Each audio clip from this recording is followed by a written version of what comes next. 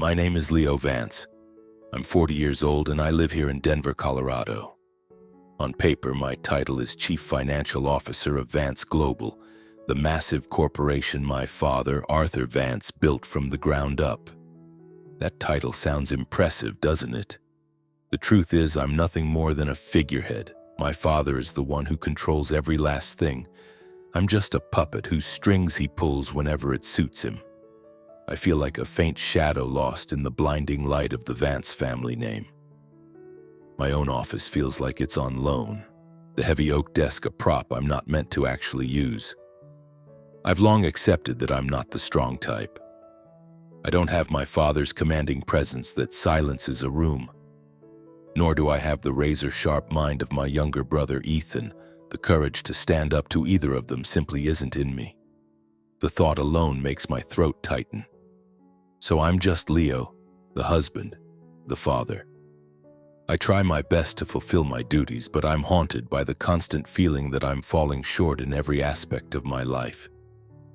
Every single morning I stand before the bathroom mirror and stare into my own tired eyes, asking the man looking back at me what I'm even doing with my life. He never has an answer. But then I picture my son, Noah, and I know I have to keep pushing forward if only for him. Noah, my son, is 12. He possesses a brilliant mind that moves so fast I sometimes feel left in his dust.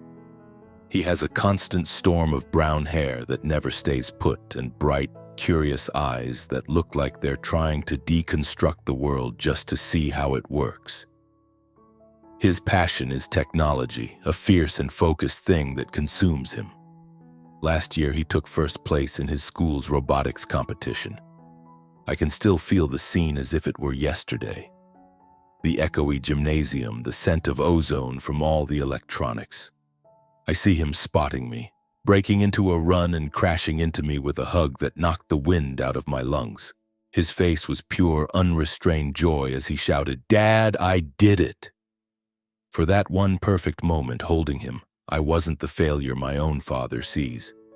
I was just a dad, a real one. But moments like that are invisible to my father, Arthur Vance. Or if he does notice them, they don't register as important. To him, I am and have always been a profound disappointment. He's 70, but he carries himself with the unyielding strength of a man half his age. His hair is a shock of silver white, and his face is a mask of stern, cold lines that rarely softens.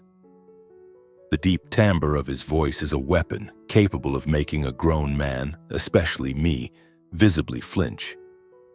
He is the architect of Vance Global, a billion-dollar empire built on manufacturing and technology. But I don't see him as just a successful businessman. To me, he is the unwavering patriarch, a domineering force who controls every room he enters, and in my experience, he can be a truly ruthless man. The memories are burned into my mind of him yelling at my mother, Eleanor, his voice thundering through the house while Ethan and I stood frozen. My mother is a gentle soul with blonde hair that has faded to silver over the years and eyes that hold a permanent, quiet sorrow. She has weathered his storms for 40 years of marriage, and I see the exhaustion settle deep in her bones. One night I came downstairs to find her sitting alone in the dark living room clutching a glass of wine, silent tears tracing paths down her cheeks. Every part of me screamed to go to her, to wrap my arms around her and whisper that I knew. I knew what it was like to be suffocated by his shadow, but my feet felt nailed to the floor. The words lodged in my throat. I was paralyzed by that same old fear, that familiar weakness. Ethan, my younger brother, is another world entirely. At 35, he is a carbon copy of our father in his prime, only more polished, more modern. He's tall and effortlessly handsome, armed with a disarming smile that reels people in before they know what's happening. But I've seen that smile enough to know what lies behind it, a sharp, calculating mind.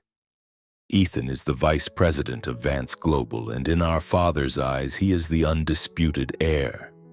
He'll often say it at family dinners, his voice booming with pride right across the table from me. Ethan has vision. The words are always a casual stab, a reminder of everything I'm not. And you, Leo, he'll add, turning his dismissive gaze on me, you just sit behind a desk and sign useless papers.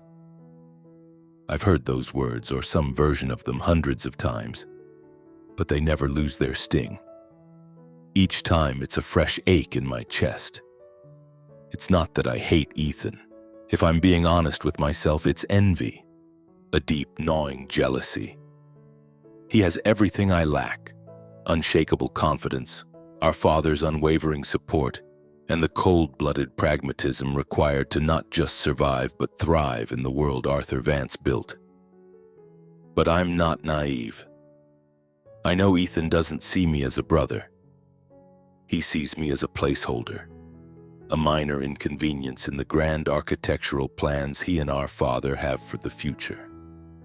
I'm just a name on a letterhead that will one day be erased. Noah, my son, he sees it all so clearly. I know he loves me fiercely, but I also know he despises the way my father treats me.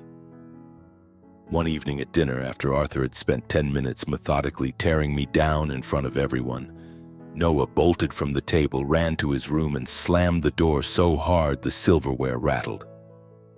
Later that night, I knocked gently and found him sitting on the edge of his bed, clutching his laptop like a shield. His voice shook when he looked up at me. "Dad, why don't you ever fight back?" he asked, his eyes pleading. "Why do you just let Grandpa say those horrible things to you?" I had no answer for him, none that would make any sense to a boy with his fire. All I could do was sit beside him, pull him into a hug, and whisper into his hair, "I'm sorry, Noah. I'm so sorry. All I want is for things to be okay. For my family. For Noah. But the truth is, nothing is okay. Vance Global is teetering on the edge of a storm, and I can feel the ground shifting beneath my feet.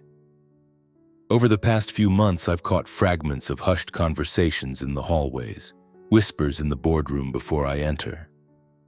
The words are always the same. Failed investments, accounting irregularities, intense pressure from the shareholders. I am the chief financial officer. It's my name on the door. Yet my father and Ethan deliberately keep me from seeing any of the critical documents. I'm handed sanitized numbers and polished reports that paint a picture of stability, but my gut screams that it's a lie. I know something is fundamentally wrong, but I can't bring myself to demand answers. I just don't have it in me. I'm afraid. I'm terrified that if I question them, my father will fix me with that familiar look of utter contempt, and Ethan will flash that condescending smirk that says, "You really are a fool, aren't you?" Every morning, walking into the office feels like stepping onto a battlefield without armor or a weapon. I see it in the way the employees look at me, a mixture of pity and, even worse, suspicion. They all know I hold no real power.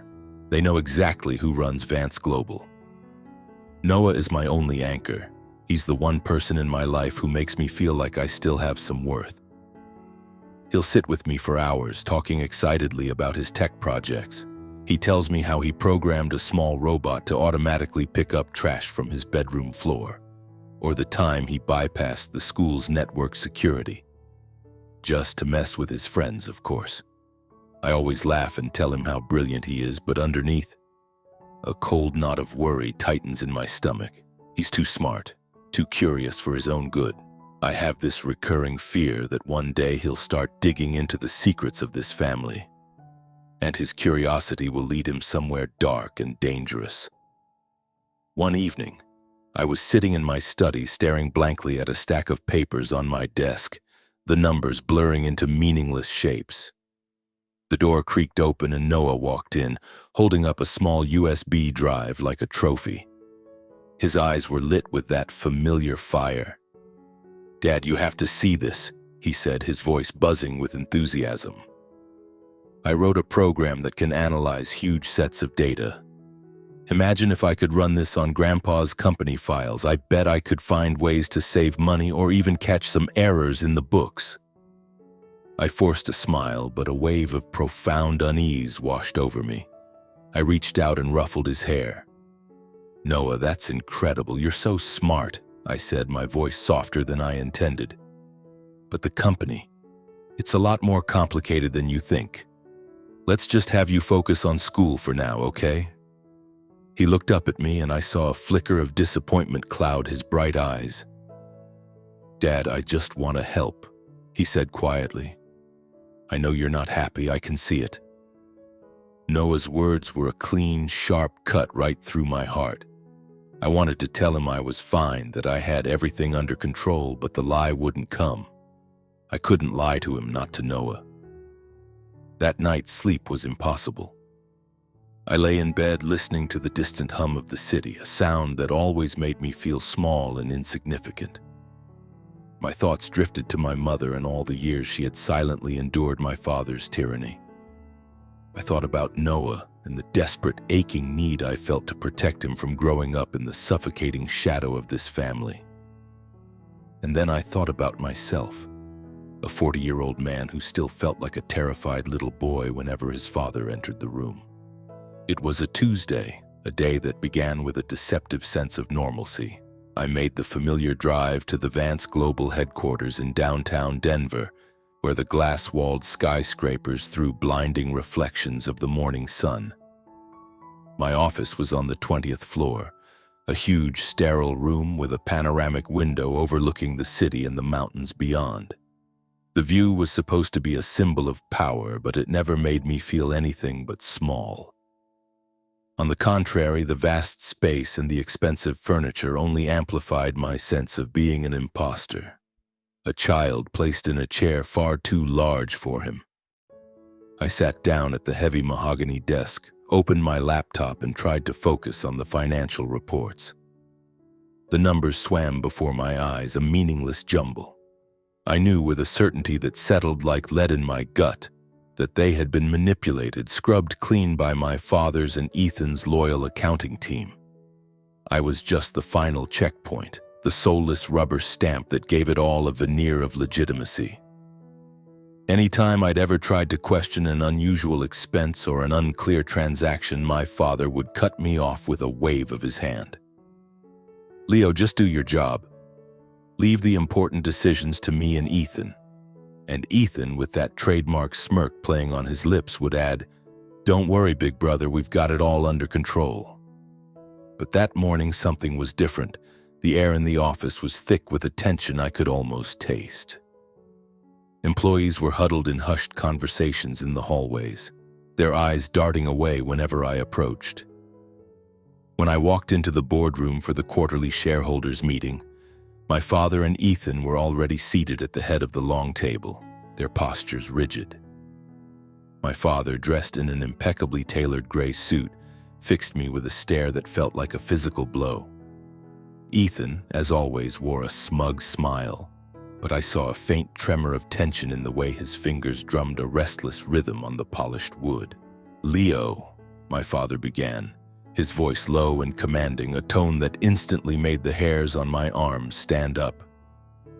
"Today we need to have a serious conversation." I swallowed against a suddenly dry throat, the feeling of being a schoolboy summoned to the principal's office washing over me.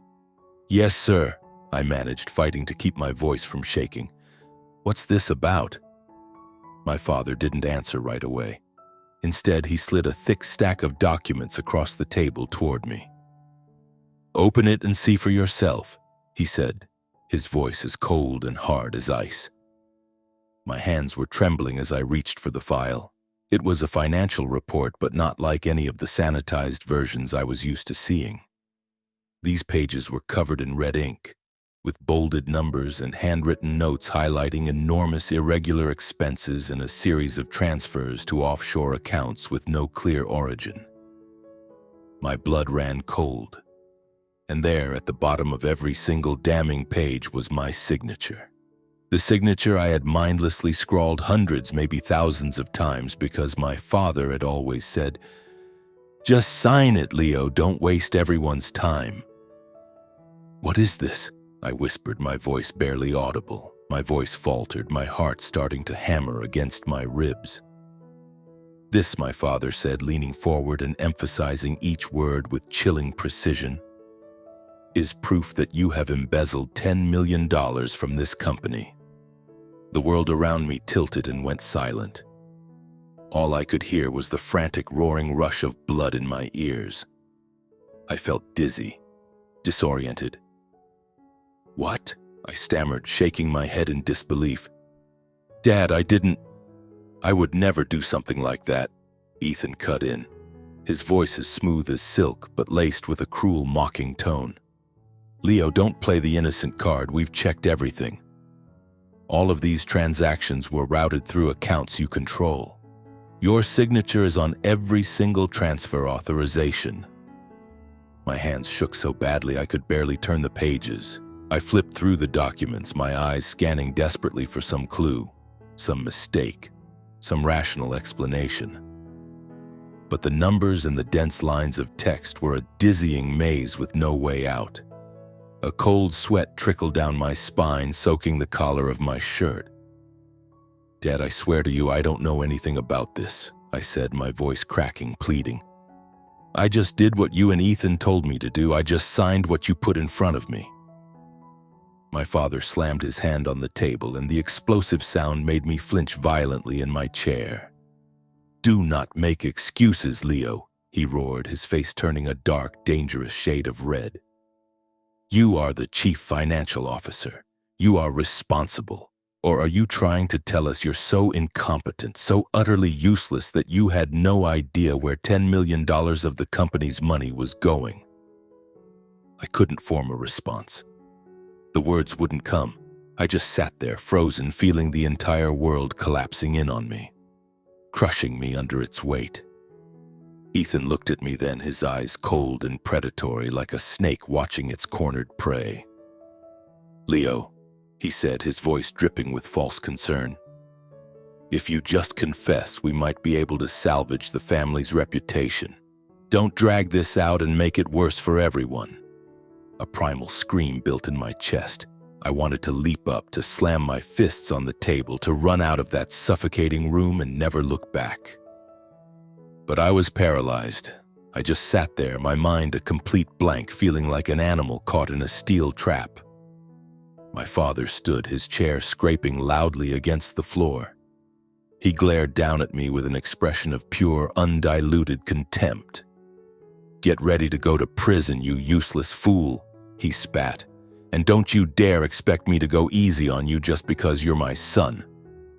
They left. The heavy door clicked shut behind them, and I remained seated, my trembling hands still clutching the stack of papers that had just destroyed my life. I didn't know what to do.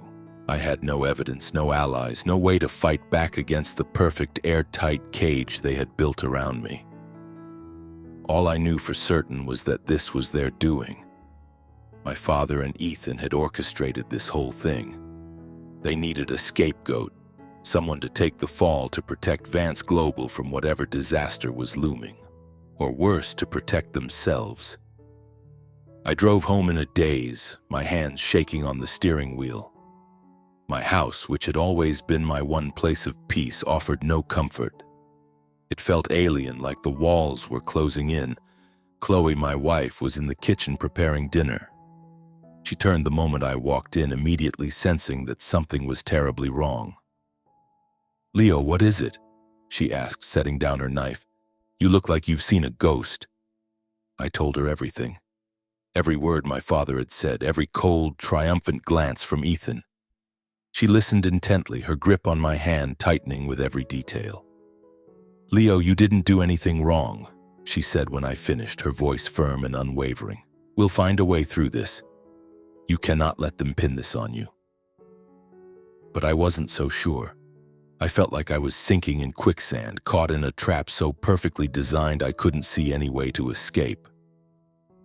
That evening, I couldn't touch my food.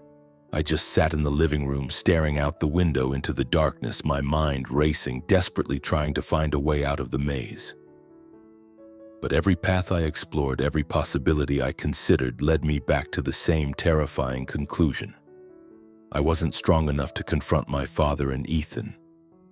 I never had been. Late that night, long after Chloe had gone to bed, I heard soft footsteps on the hardwood floor. Noah appeared in the doorway wearing his favorite pajamas covered in tiny robots. "Dad, I heard Mom on the phone," he said, his voice quiet but resolute. "You didn't do what they said, did you?" I looked at my son and my heart felt like it was being squeezed in a vice. "Noah, I hesitated, the words getting stuck in my throat. "I don't even know what's happening anymore." He walked over and sat down on the sofa next to me. He looked me straight in the eye. "I believe you," he said, his voice shining with a conviction that I hadn't felt in myself for years. "And I'm going to help you. I promise." I managed a weak, sad smile, thinking he was just a sweet kid trying to comfort his dad. The last thing I wanted was for Noah to get mixed up in this. He was only 12, far too young and too good to be exposed to the dark, ugly secrets of the Vance family. The next morning, I got a call from my mother. Her voice trembled over the line. "Leo, you need to be so careful," she whispered, as if she were afraid of being overheard. "Your father, he's planning something. I don't know all the details, but it doesn't feel right. It feels dangerous." I wanted to press her for more information, to ask what she'd heard, but she hung up abruptly, as if terrified someone might walk in and catch her. Her call confirmed it. A cold certainty settled in my stomach. My father and Ethan didn't just want to push me out of the company, they wanted to utterly destroy me. And in that moment, I knew that if I didn't find a way to fight back, I would lose everything. My reputation, my family, and Noah's future. But I had no idea where to even begin. In the days that followed, I moved through my life like a ghost. I went to work silently, sat in my office staring at the walls, and drove home silently to our house in the suburbs, where Chloe and Noah were waiting. Chloe did her best to maintain a sense of normalcy, cooking dinners I couldn't bring myself to eat. Noah would just watch me, his eyes full of a quiet concern that felt both like a comfort and a burden, as if he were trying to reassure me that it would all be okay. But I wasn't okay, not at all. I was just Leo Vance, a weak man trapped in his father's shadow, about to be crushed by it for good. There were only a few days left until I had to appear in court and somehow defend myself against an indefensible accusation. The subpoena had arrived at our house the previous week. A stark white envelope that felt like a cold dagger being plunged into my heart. I had barely slept since. Night after night, I found myself sitting motionless in my study, the desk lamp casting a lonely circle of light on the stack of documents my father had thrown at me. I tried to dissect every detail, to trace every number, desperately searching for a tiny loophole, a faint glimmer of hope in the overwhelming maze of figures and signatures. But it was hopeless.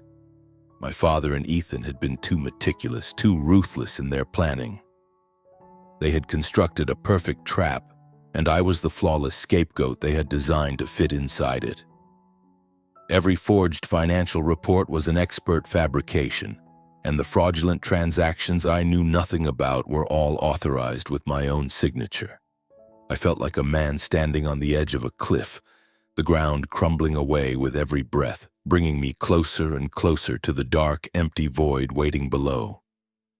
On the morning of the trial, my body felt like it didn't belong to me.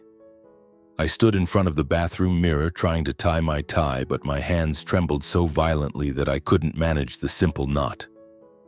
Chloe walked in and gently placed her hand on my shoulder, her touch a small point of warmth in my cold, numb world. "Leo, you'll get through this," she said, her voice steady and reassuring. But her eyes couldn't hide the deep worry she felt. I managed a weak smile, trying to shield her from the sheer terror that was consuming me. The trial was held at the federal courthouse in downtown Denver. As I stepped into the courtroom, the cold, sterile air made me shiver. The polished wooden benches, the harsh fluorescent lights overhead, the low murmur of the crowd. It all felt like it was pressing down on me, suffocating me. My father, Arthur Vance, sat in the front row. His expensive suit couldn't conceal the icy, merciless glint in his eyes. Ethan, my brother, sat right beside him, wearing that same smug, triumphant smile I had seen 100 times before. They were predators, and I was their cornered prey. The judge, a serious-looking older man with a grim face, banged his gavel, the sharp sound echoing through the silent room. My father's legal team, the most expensive and ruthless lawyers Vance Global could afford, rose to present their case. They produced endless stacks of documents, financial reports bearing my signature, wire transfers to offshore accounts I had never even heard of. Leo Vance, the lead attorney, declared, his voice as smooth and venomous as a snake's, has systematically embezzled $10 million from company funds, causing irreparable damage to Vance Global and its shareholders. I sat beside my own lawyer, an old friend from college who was the only person willing to take my case for a fee I could actually afford. He did his best to defend me, trying to question the authenticity of the documents, but I could see it was a hopeless fight. He was one man against an army. Ethan was called to the witness stand. With his handsome, trustworthy face and his persuasive, confident tone, he spun a meticulously crafted tale of my betrayal. He told the court that I had been secretly siphoning off funds for years, that I had abused my position as CFO for my own personal gain. "I am deeply sorry to have to say this," Ethan said, letting out a practiced sigh and lowering his gaze as if he were genuinely heartbroken. "But my own brother has betrayed our family, and he has betrayed our company." I wanted to scream. I wanted to leap to my feet and shout that it was all a lie, a monstrous, calculated lie. But I couldn't move. I couldn't speak. I just sat there, feeling the walls of the courtroom closing in, the world collapsing around me. My father looked directly at me, and his cold, hard gaze said everything. "You deserve this, Leo. You've always been a failure." I bowed my head, my breathing shallow and ragged, as if all the air was being sucked out of the room. Just as my lawyer was preparing to call me to the stand for what felt like my own execution, a small but clear, resolute voice cut through the tense silence from the back of the courtroom. "Your Honor, I have evidence." My head snapped up, my heart suddenly hammering against my ribs. It was Noah. He was standing there in his school uniform, his brown hair a chaotic mess, his eyes blazing with fierce determination. Chloe was beside him, her hand on his arm, trying to pull him back, but he shook her off and took a bold step forward toward the judge's bench. "I'm Noah Vance," he announced, his voice ringing with startling confidence. "Leo Vance is my dad, and I have evidence that proves he's innocent." The courtroom erupted into chaos. My father shot to his feet, his face turning a deep, furious red. "What is this boy doing here?" he bellowed, his voice trembling with rage. "Get him out of here! This is a court of law, not a playground!" Ethan frowned, trying to look merely annoyed, but for the first time ever I saw a flicker of raw panic in his eyes. It was a look I had never seen on him before. The judge banged his gavel again and again, his voice rising above the noise. "Order! Order in the court!" When the room settled, he looked down at Noah, his expression serious but not unkind. "Young man, you say you have evidence? Explain yourself." Noah took a deep breath, his small shoulders squaring, and he stepped forward, holding up a small USB drive for the judge to see. "I have video footage and internal documents proving that my grandfather, Arthur Vance, and my uncle, Ethan Vance, set up my dad to take the fall for them." The blood turned to ice in my veins. "Noah," I whispered, trying to get to my feet, but my lawyer put a firm hand on my arm, holding me back. Chloe looked at me from across the room, her eyes wide with fear and worry, but I knew in that instant there was no stopping him now. He was determined. And in that moment, I realized that my son wasn't just a smart, curious boy. He was 100 times braver than I had ever been in my entire life. Noah began to speak, his voice clear and steady, with a command that was utterly astonishing for a 12-year-old. "I love technology. I mess around with it all the time," he said, his eyes sweeping across the stunned courtroom. "A few months ago, I secretly installed a miniature camera in my grandfather's home office. I know I shouldn't have, but I didn't mean any harm. I wanted to see how he worked. I thought maybe I could learn something from him." The courtroom was utterly silent now, every single person staring at my son. I saw my father clench his fists so hard his knuckles turned white, his face draining of all color. Beside him, Ethan had started drumming his fingers on the arm of his chair, a nervous, frantic rhythm.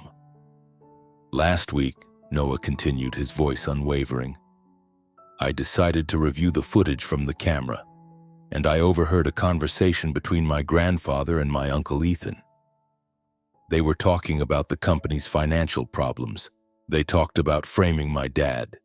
They said he was the perfect scapegoat to save the company from a federal investigation." Noah held up the small USB drive as if it were a sword, but he wasn't finished.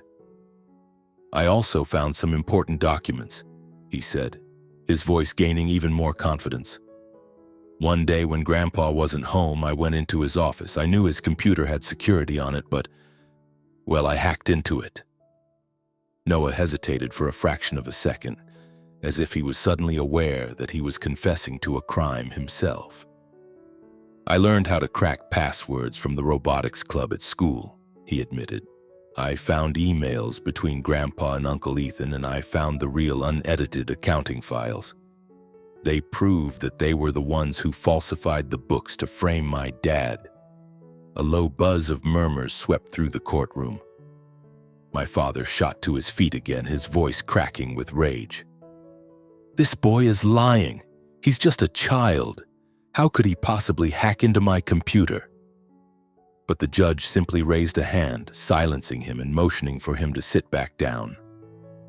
Noah handed the USB drive to the court clerk, and a moment later, a large screen was wheeled into place. When the video began to play, my father's voice filled the courtroom, cold and ruthless. "Pin it all on Leo. He's useless anyway. Let him take the fall for us. I've already told the accounting team to manipulate the numbers. His signature is on everything. No one will suspect a thing." Then Ethan's voice followed, smooth, smug, and utterly assured. "All right, Dad. I'll make sure the board believes Leo is the traitor. Once he's out of the way, we'll be able to get through this investigation without any trouble." My heart felt like it seized in my chest. Hearing those words spoken aloud, those cold, calculated daggers confirmed everything I had feared for so long. My own father and brother didn't just want to push me out of the company. They wanted to completely obliterate me. I looked at Noah standing there so small but radiating a power that filled the entire room. He was a warrior, facing down the world for me. The judge then requested to see the documents Noah had retrieved. The emails and accounting files flashed onto the screen with transactions clearly highlighted, showing exactly how my father and Ethan had cooked the books. There were the transfers to the offshore accounts, the massive expenses without a single invoice attached, all of it expertly forged to make it look like I was the one responsible. My father tried to object, but his voice faltered, stripped of its usual booming authority. Ethan just sat there silently, his face a pale, sickly color, his trademark smirk finally wiped away. The judge announced a recess to verify the legality of Noah's evidence. I looked at my son, a tidal wave of gratitude and terror washing over me. He had done what I had never dared to even dream of doing. He had fought back. But I also knew with a sickening certainty that his brave actions had just put both of us in an incredibly dangerous position. During the recess, I pulled Noah into a corner of the hallway and hugged him so tightly I could feel his heart beating against my chest. "You were amazing," I whispered, my voice choked with emotion. "But you have to be so careful now, Grandpa. He will never forgive this." Noah pulled back just enough to look up at me, his eyes still blazing with that incredible fire. "I'm not scared, Dad," he said, his voice firm. "I just want to protect you." I hugged him again, tighter this time, feeling a surge of strength I hadn't known was possible. It was a strength that came directly from him. In that moment, I knew that no matter what happened next, I wouldn't let my son fight this battle alone. When the trial resumed, the judge returned to the bench with a grim, stern expression. He announced that Noah's evidence, both the video footage from the miniature camera and the documents obtained from my father's computer, had been preliminarily verified. "We will need more time to fully assess the legality and authenticity of this evidence," he said, his voice ringing with authority. "But what has been presented here today is sufficient to temporarily suspend all charges against Mr. Leo Vance. This trial will be continued next week with the involvement of forensic accounting and technical experts to fully analyze the new evidence." My father shot to his feet, his face flushed with a deep, mottled red. "This is a farce," he bellowed, pointing a trembling finger at Noah. "That boy broke into my private property. This evidence is illegal and inadmissible." Ethan chimed in, his voice attempting its usual smoothness but betraying a new, high-strung tension. "Your Honor, we request that this so-called evidence be dismissed immediately. A 12-year-old boy cannot possibly be considered a credible witness in a federal court." My lawyer, David, stood up to object. "Your Honor, the evidence presented is clear and verifiable. We request that the court summon additional witnesses from Vance Global's accounting department to clarify these transactions under oath." The judge nodded, jotted down a note, and then banged his gavel to end the session. As the room began to clear, I looked over at my father. He was staring directly at me and Noah, and his gaze was as sharp and as cold as a blade. I knew without a doubt that he would not stop. This was far from over. The days that followed were a blur of sleepless nights and anxious, suffocating days. Chloe and I tried to keep Noah home from school, terrified that my father might try to retaliate in some way. But Noah was resolute, insisting that he wouldn't hide.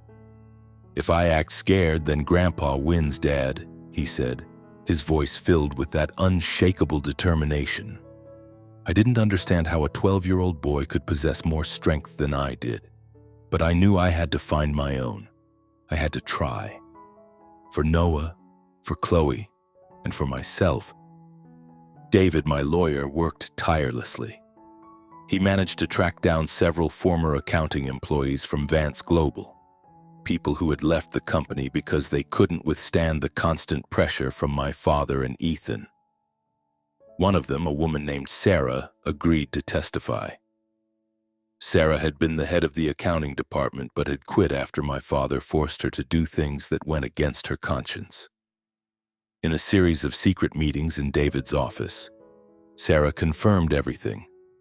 She told us that my father and Ethan had personally instructed her to manipulate the financial records, creating a web of fake transactions specifically designed to frame me. "I didn't want to do it," Sarah said, her voice trembling with the memory.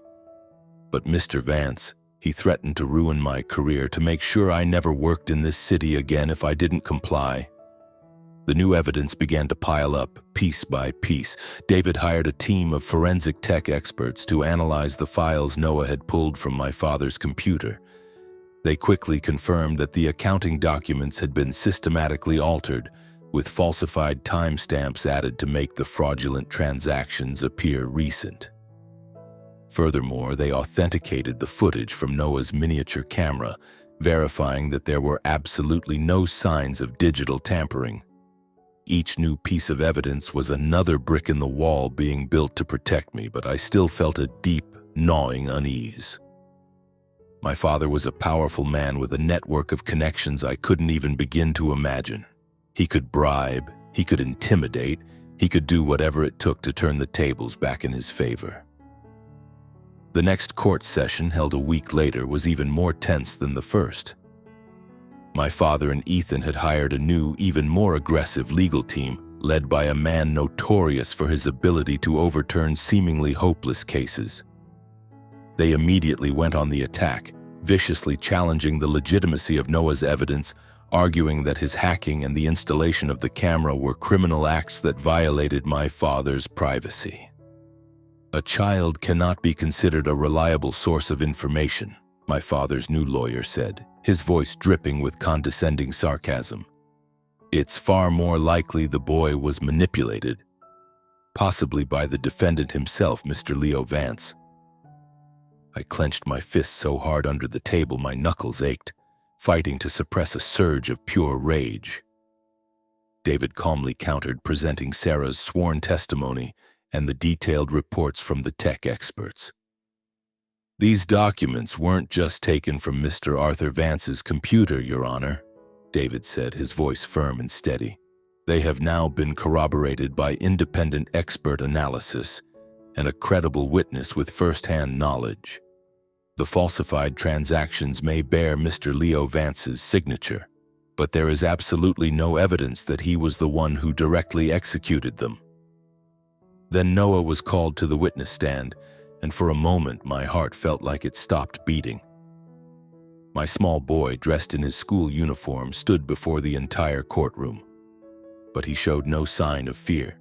He calmly recounted how he had installed the tiny camera in my father's home office and how he had used the skills he learned in his robotics club to get past the security on the computer. I just wanted to protect my dad, Noah said, his voice clear and unwavering. I knew he didn't do it. I knew he didn't do anything wrong, and I wasn't going to let Grandpa and Uncle Ethan destroy him. The courtroom was so silent you could hear Noah's soft breathing through the microphone. The judge looked down at him, and for the first time I saw his stern expression soften slightly. Young man, you do understand that what you did, hacking into a computer, recording someone without their knowledge, may have broken the law, don't you? He asked gently. Noah nodded. Yes, Your Honor, but I felt like I had no other choice. I just wanted the truth to come out. I looked at my son, my heart swelling with a mixture of pride and a profound, aching sadness. He had put his own future on the line to save me. I wanted to run up there and pull him into a hug, to tell him how sorry I was for not being strong enough to protect myself, forcing him into this impossible position. But all I could do was sit there, frozen, waiting for fate to deliver its verdict. In the subsequent hearings, the tide slowly but surely began to turn in my favor. Sarah testified, her voice shaking but firm, detailing exactly how my father and Ethan had coerced her into falsifying the company's financial records. The tech experts presented their final analysis, proving conclusively that the fraudulent transactions had originated from a computer in Ethan's office, not mine. My father tried to argue, to bluster his way out of it, but his voice lacked all of its former power and authority. Ethan was almost completely silent, his gaze distant and unfocused, as if he knew the game was finally over. On the day of the verdict, the judge stood, his voice ringing with clarity in the silent courtroom. Based on the overwhelming evidence presented, this court finds Mr. Leo Vance not guilty of the charge of embezzlement. All charges against him are hereby dismissed. A low buzz swept through the courtroom. I felt a weight I didn't even realize I was carrying lift from my chest, and I could suddenly breathe again. Chloe gripped my hand, silent tears streaming down her cheeks. Noah ran to me and threw his arms around my waist, hugging me with all his might. Dad, I knew you'd be okay, he said, his voice choked with emotion. I watched as my father and Ethan were led out of the courtroom in handcuffs. Just before he disappeared through the doors, my father gave me one last look. His eyes were no longer filled with contempt, but with a hollow, stunned emptiness, as if he couldn't possibly believe that he had lost. Ethan kept his head bowed, refusing to meet anyone's gaze. They were both charged with financial fraud and conspiracy, facing years in prison and massive reparations to Vance Global. As we walked out of the courthouse and into the bright sunlight, I pulled Noah and Chloe into a hug, feeling as though I had been given a second chance at life. I had reclaimed my name, my honor, not just for myself but for my family. But deep down, I knew this victory wasn't really mine. It belonged to Noah, the 12-year-old boy who had bravely stood up to an empire to protect his father. More than a year has passed since the trial ended. I'm standing at the window of our home in the Denver suburbs, looking out at the small garden where Noah is tinkering with a new homemade robot. He lets out a loud, happy laugh as the robot wobbles and then successfully picks up a fallen leaf, and I can't help but smile. For the first time in as long as I can remember, I feel a genuine sense of peace, as if the invisible chains that had bound me for my entire life have finally, truly been broken. The trial was over, the truth was out, and I, Leo Vance, was no longer a criminal in anyone's eyes. But it was more than that. I was no longer a prisoner in my own head. The official verdicts for my father, Arthur Vance, and my brother, Ethan, were announced on a cold autumn morning. My father was sentenced to 7 years in a federal prison for financial fraud and obstruction of justice, along with a massive fine to compensate Vance Global. Ethan, as his accomplice, received a 5-year sentence. I wasn't at the courthouse when the judge read the sentences, but David, my lawyer, called to tell me the news. They didn't say a word, Leo, he told me. Arthur just sat there, silent, and Ethan kept his head down the whole time. I think they knew there was no way out. I didn't feel the sense of vindication I thought I would. Instead, there was just a quiet, hollow emptiness. My father had once been the man whose approval I craved and whose anger I feared above all else. Ethan was my brother, the one I had always foolishly hoped would one day see me as family. But they had chosen their paths, and there was nothing I could do to change that. All I knew for sure was that from that day forward I would live my life for myself and for the people I loved. Vance Global, in the aftermath of the storm, descended into chaos.